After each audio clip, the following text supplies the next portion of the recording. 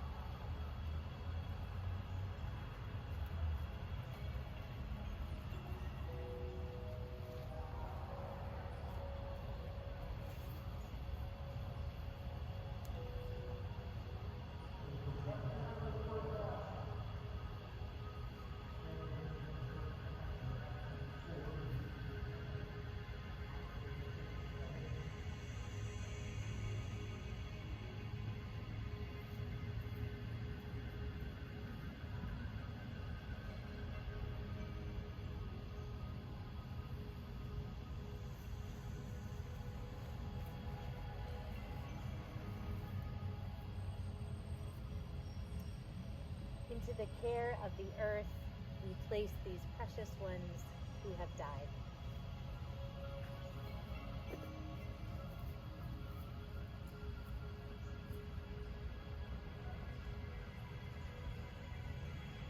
I add green leaves and remember their lives.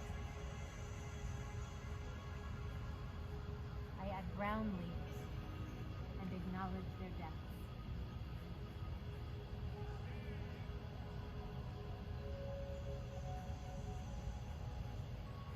And I scatter a handful of petals to the gentle wind and trust that the lives that have flown away from us have returned to the love that holds us all.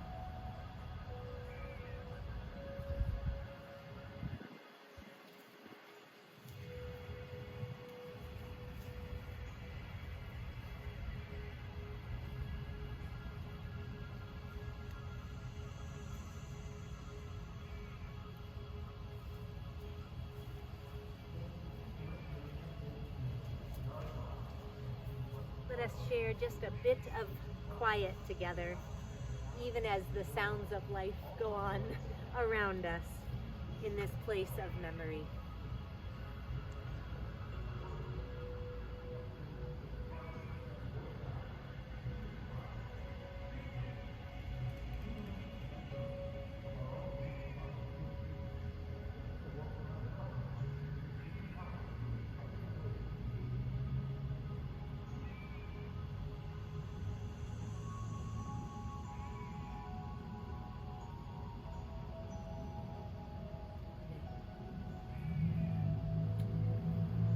Today we also add some water to the Japanese maple planted by your family.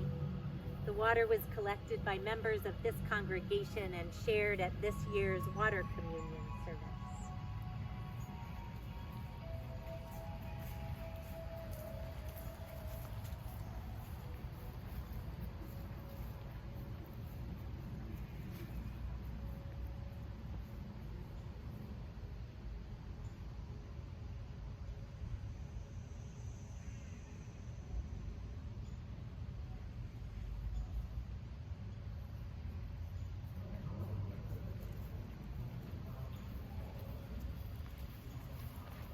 Some of the water comes from South America because there is a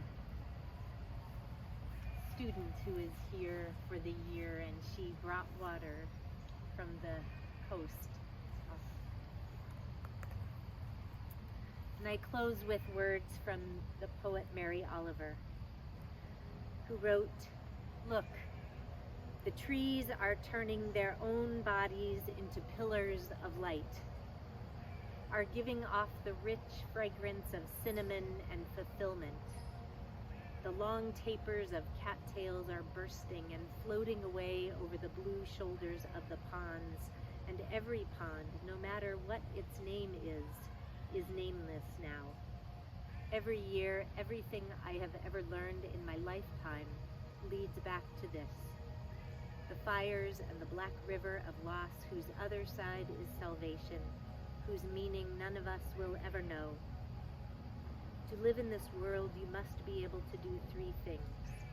To love what is mortal, to hold it against your bones, knowing your own life depends on it, and when the time comes, to let it go, to let it go.